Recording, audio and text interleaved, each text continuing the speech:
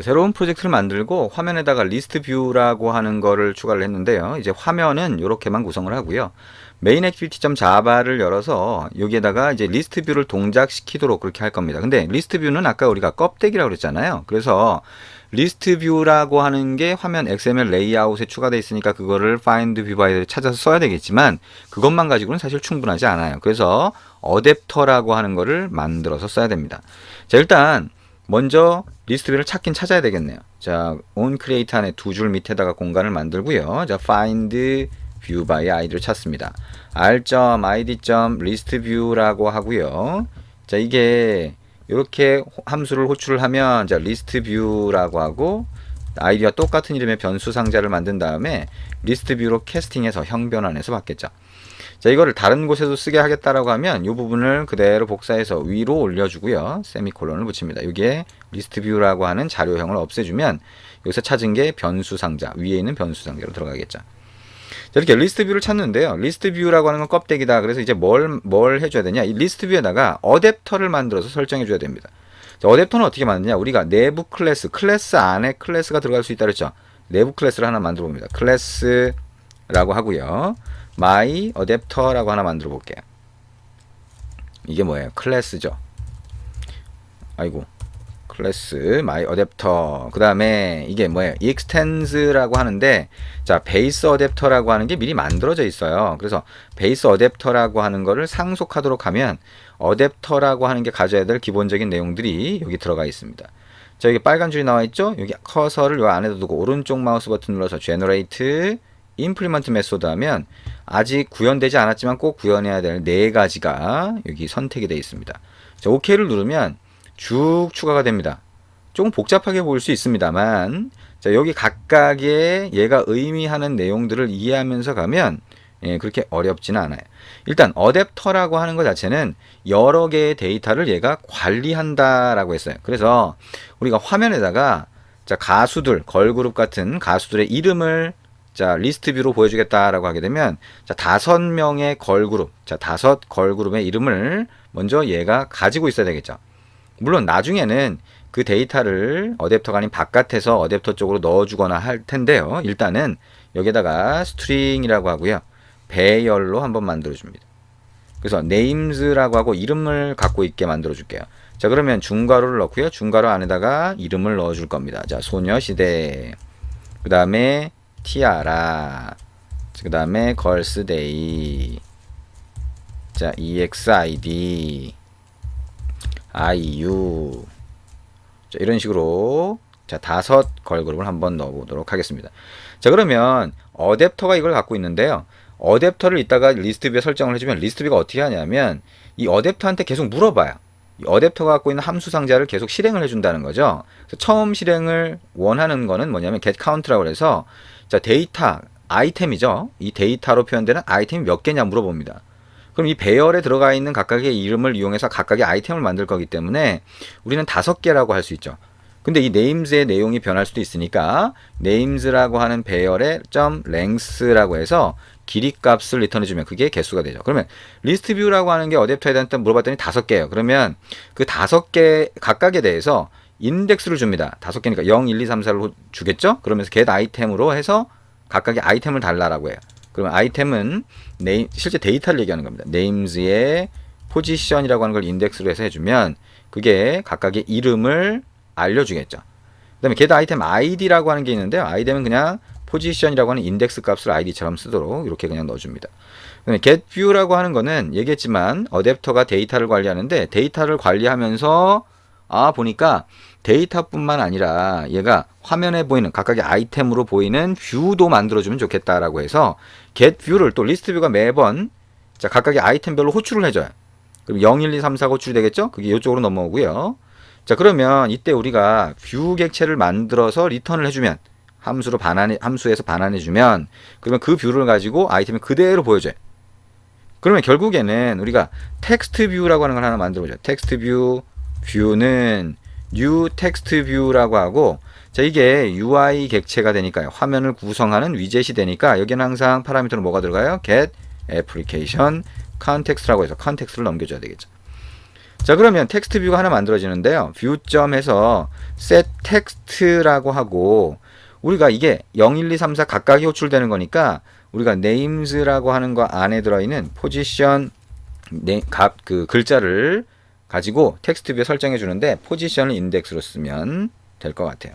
그리고 뷰점 어떻게 할까요? set text size라고 하는 걸 가지고 40.0 이 정도 크기 한번 해주고요. 또 뷰점 속성을 한번 여러 개 필요한 대로 지정할 수 있습니다. set background color라고 하는 게 있는데요. 이게 background 속성이에요. 우리가 XML에서 보면. 그래서 대문자 C로 시작하는 컬러.블루라고 하면 파란색이 설정이 됩니다. 뭐 속성은 필요하면 더 넣을 수 있고요. 마지막에 리턴에다가 뷰를 하면 요 객체가 그대로 리턴이 되면서 0이 넘어오면 첫 번째 아이템을 위한 텍스트 뷰가 만들어져서 리턴이 됩니다. 그러면 리스트 뷰가 그걸 보여주게 되는 거죠.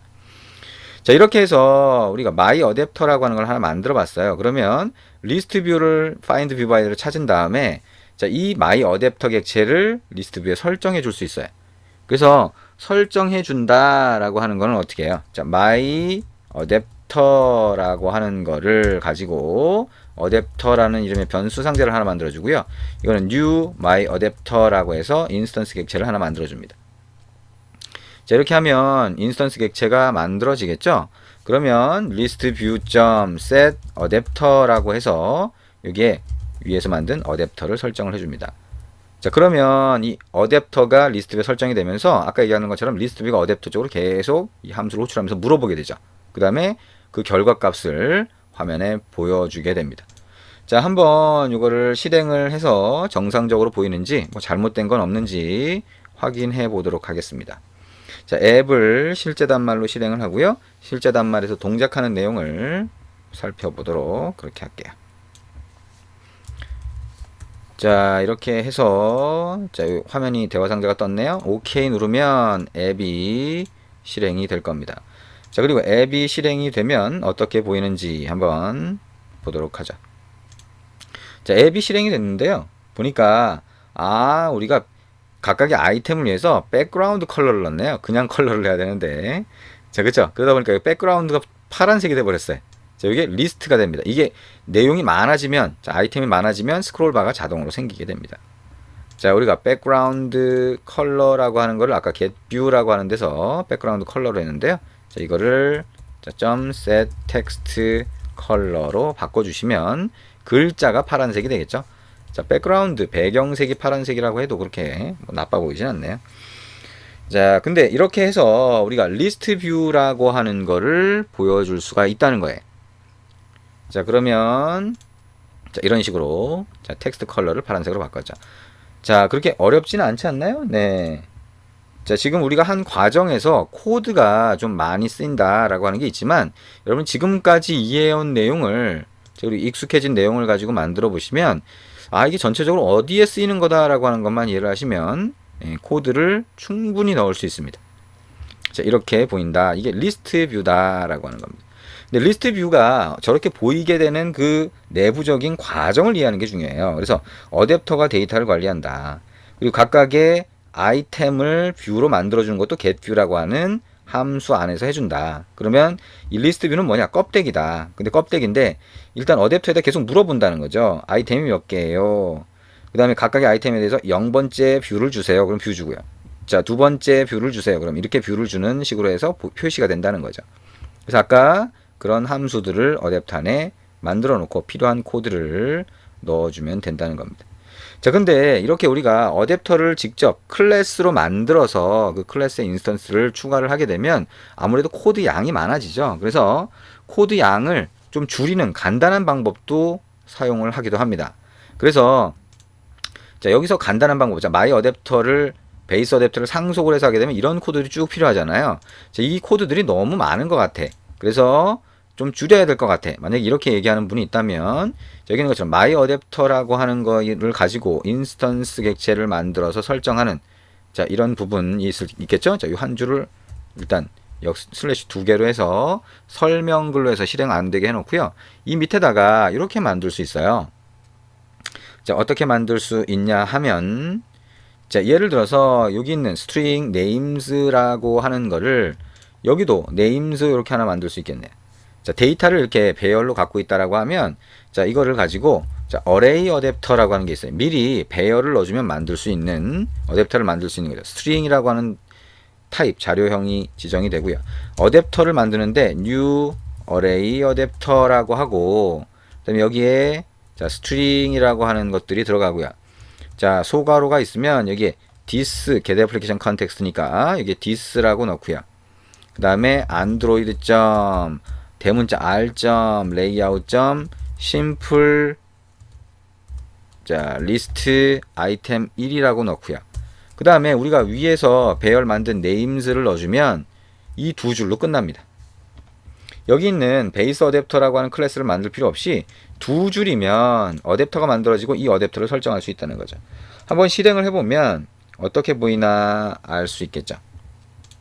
자, 실행을 해서 보면